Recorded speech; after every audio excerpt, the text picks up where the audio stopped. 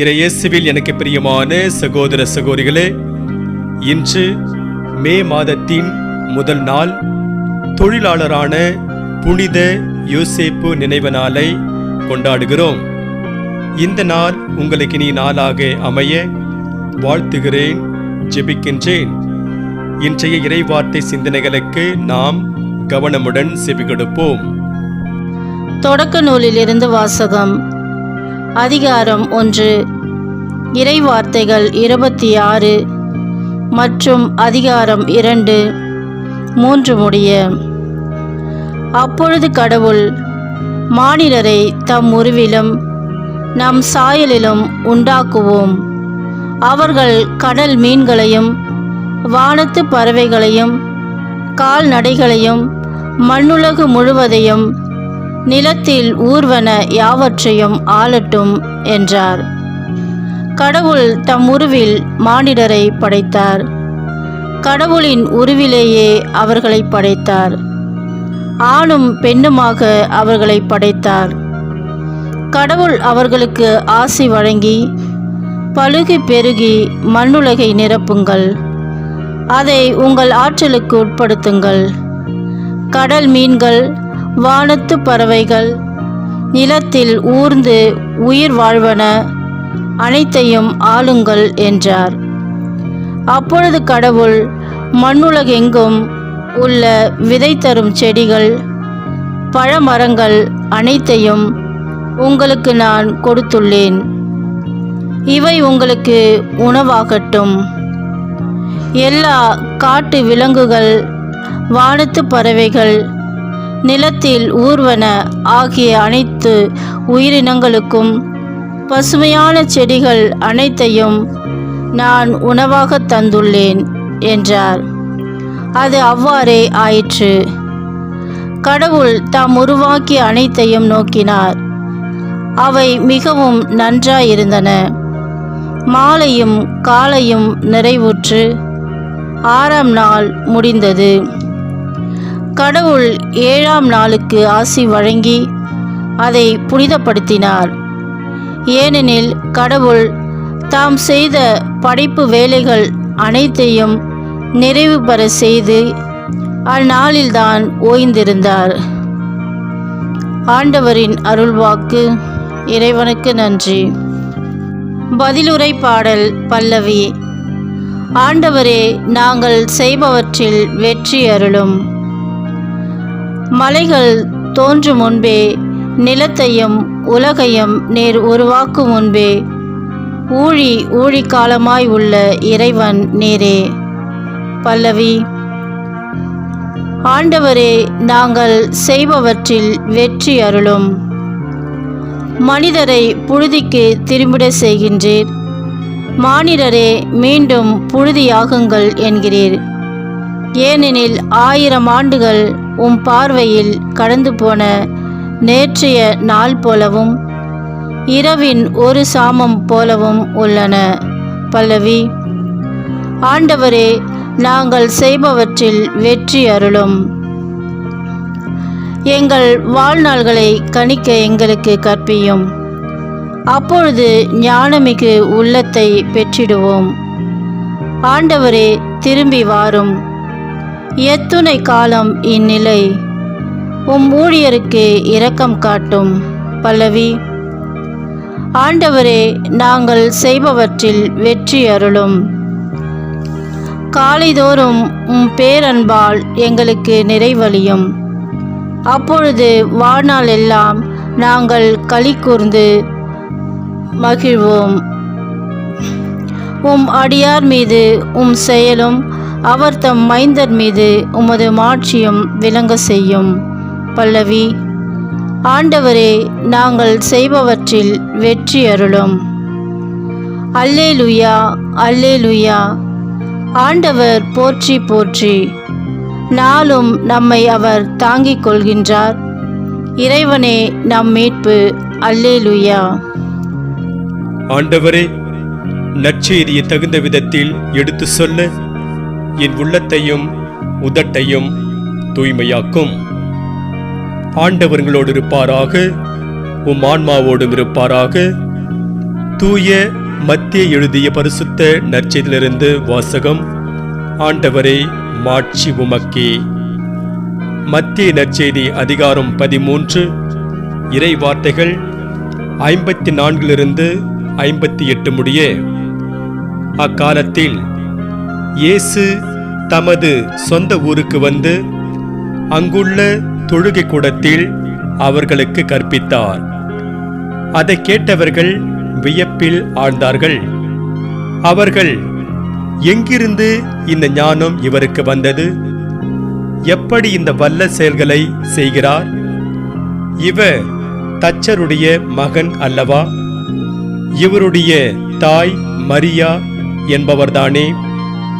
யாக்கோபு, யோசேப்பு, சீமோன், யூதா ஆகியோர் இவருடைய சகோதரர் அல்லவா? இவர் சகோதரிகள் எல்லாரும் நம்மோடு இருக்கிறார்கள் அல்லவா?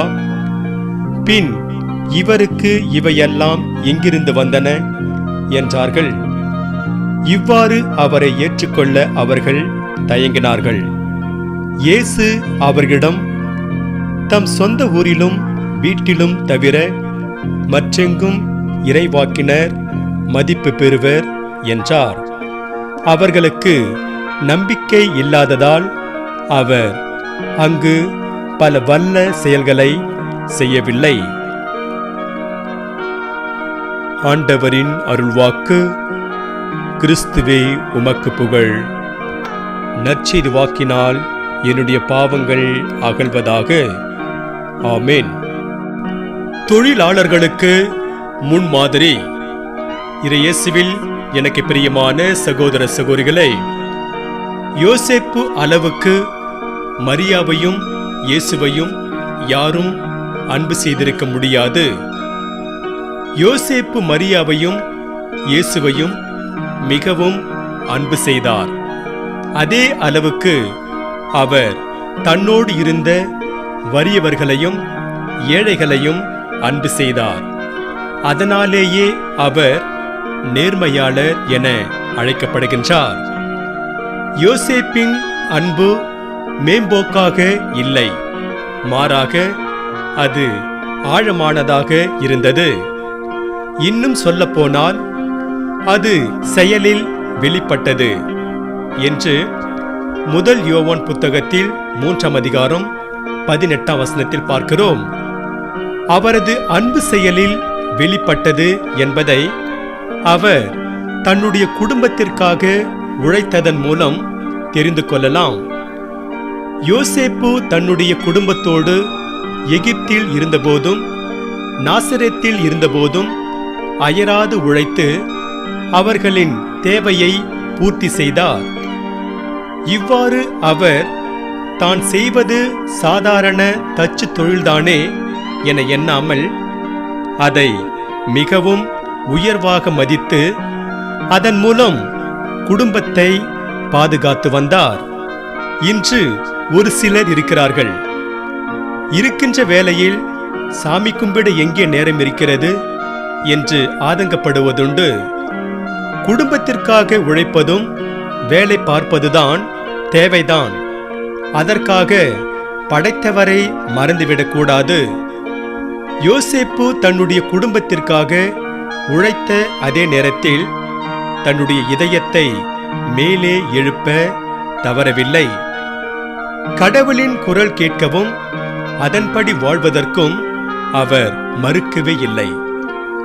கடவுளை விட்டு பிரிந்து நம்மால் ஒன்றும் செய்ய முடியாது என்று தூய யோவான் நற்செய்தியில் 15ஆம் அதிகாரம் 5ஆம் வசனத்தில் பார்க்கிறோம்.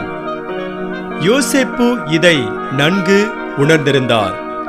அதனால்தான் அவர் தன்னுடைய அலுவல்களுக்கு நடுவிலும் ஆண்டவரோடு ஒன்றித்திருந்தார். காலரே கசங்காமல் வேலை செய்வோர் உயர்வாகவும் நெற்றி வியர்வை நிலத்தில் சிந்தி உழைப்போர் இழிவாகவும் பார்க்கப்படும் அவலம் இன்றும் தொடர்கிறது. இன்றைய நற்செய்தியில் இயேசு தச்சரின் மகன் என்பதற்காக புறக்கணிக்கப்படுகின்றார். இயேசு செய்த செயல்களை நம்பாமல் அவரது வெளி தோற்றத்தை பார்த்து அவரை யூதர்கள் புறக்கணித்தது வேதனையானது. இன்றைய முதல் வாசகம், கடவுள் படைத்த எதையும் எவரையும் தீட்டாக கருதாதே என்ற செய்தி பேதுருவுக்கு உணர்த்தப்படுகின்றது. அதை அவர் விருத்த சேதனம் செய்து கொண்டவர்களிடம் விளக்கி கூறுகின்றார். ஆகையால் இறையேசுவில் பிரியமான சகோதர சகோதரிகளே, எந்த ஒரு தொழிலையும் தொழிலாளரையும் இழிவாக கருதாமல் உயர்வாக கருதுவோம். யோசேப்பின் முன்மாதிரியை பின்பற்றி நம்மோடு இருப்பவர்களை நாம் செய்யும் தொழில்களை சிறந்த விதமாய் செய்வதன் மூலமாய் அன்பு செய்வோம். ஆண்டவரோடு எப்போதும் நிலைத்திருப்போம். பிரெஞ்சு புரட்சி ஏற்பட காரணம் சுதந்திரம், சமத்துவம், சகோதரத்துவம் ஆகிய வார்த்தைகளே பிரெஞ்சு புரட்சியின் எழுச்சி முழக்கங்களாக இருந்தன. இப்படிப்பட்ட எழுச்சி முழக்கங்களை மையப்படுத்திய பிரெஞ்சு புரட்சிக்கு அங்கிருந்த ஆட்சியாளர்களின் ஆணவ போக்கும் ஒரு வகையில் காரணமாக இருந்தது. அவர்களின் ஆணவம் எந்த அளவுக்கு இருந்தது என்பதை உணர்த்தும் நிகழ்வு இது. சிறு வயது முதலே 16ஆம் லூயி அரண்மனையில் இருந்த வேலைக்காரியுடன் விளையாடிக் கொண்டிருந்தார். ஒரு சமயம் அவ்வாறு வேலைக்காரியுடன் விளையாடிக் கொண்டிருந்த அவர் அவளது கையை பார்த்துவிட்டு, என்ன இது? எங்களுக்கு இருப்பது போல் உனக்கும் கையில் 5 விரல்கள் இருக்கின்றனவே என்று அதிர்ச்சியுடன் கேட்டார். 16ஆம் லூயும் சரி, அதிகாரத்தில் இருந்த மற்றவர்களும் சரி, தொழிலாளர்களுக்கு தங்களை விட கையில் குறைவாகவே விரல்கள் இருக்கும் என்ற எண்ணம் இருந்தது. இப்படிப்பட்ட ஆணவ போக்குதான் பிரெஞ்சு புரட்சிக்கு வித்திட்டது. கடவுள் நம்மை போலவே பிறரையும் படைத்திருக்கும் போது பிறப்பின் அடிப்படையில் பேதங்கள் எதற்கு? இன்று ஆன்றோரின் வார்த்தையாக, புனித யோசேப்பு ஒரு நேர்மையாளர், கடின உழைப்பாளி, தன்னிடம் அடைக்கலம் புகுவோரை சிறந்த விதமாய் காக்கும் காவலர். அவர் குடும்பங்களை காத்து பராமரித்து ஞானத்தில் வளர்க்கின்றவர் என்று மரித்த திருத்தந்தை பிரான்சிஸ் இவ்வாறு கூறுகிறார். இன்று நாம் எடுக்கக்கூடிய தீர்மானங்கள்: 1. உழைப்பை உயர்வாக மதிப்போம். 2. உழைப்பின் மூலம் உன்னதரின் மீட்பு பணியில் பங்கேற்கின்றோம் என்பதை உணர்வோம். 3. உழைப்பு உழைப்பு என்று உன்னதரை தேடுவதற்கு மறவாதிருப்போம். மேரி ஆண்டவர் மீது மிகுந்த பற்று கொண்டவள். அவள் ஒரு நாள் கூட தவறாமல் கோவிலுக்கு சென்று திருப்பலி காண்பவள். ஒரு ஞாயிற்றுக்கிழமை காலையில் அவள் தன் மகளோடு திருப்பலிக்கு சென்றுவிட்டு திரும்பும்போதுதான் தனது மணிபர்ஸ் காணாமல் போனது தெரிய வந்தது. அவள் அதை எங்கோ வைத்தோம் என்று நினைவுபடுத்தி பார்த்தால் நினைவுக்கு வரவில்லை. அதனால் அவள் வழியெங்கும் தேடி பார்த்தால் கிடைக்கவில்லை. அந்த மணிப்பர்சில்தான் மேரி தனது அடையாள அட்டை, பணம், அலைபேசி என எல்லாவற்றையும் வைத்திருந்தாள். நீண்ட நேரம் தேடியும் கிடைக்காததால் வழியெங்கும் மணிப்பர்ஸ் எப்படியாவது கிடைத்துவிட வேண்டும் என்று நம்பிக்கையோடு கடவுளிடம் வேண்டிக்கொண்டே வீட்டுக்கு வந்தாள். வீட்டுக்கு வந்த சிறிது நேரத்தில் வீட்டில் இருந்த தொலைபேசி மணி ஒலித்தது.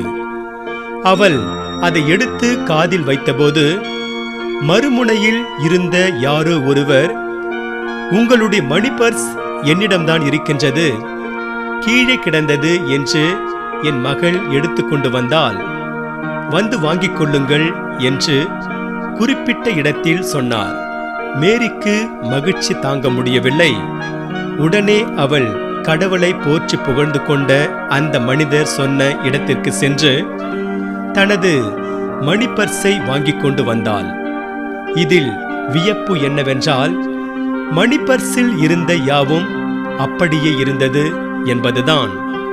இறையேசுவில் எனக்கு பிரியமான சகோதர சகோதரிகளே, ஆண்டவர் மீது மிகுந்த நம்பிக்கை கொண்டிருந்த மேரி தொலைந்து போன தனது மணிபர்ஸ் கிடைக்க வேண்டும் என்று மன்றாடிய போது அது கிடைத்தது. இன்று நாம் பாடக்கேட்ட பதிலுரை பாடலில் தாவீது, நீதிமான்கள் மன்றாடும் போது ஆண்டவர் செவி சாய்க்கின்றார் என்று பாடுகின்றார்.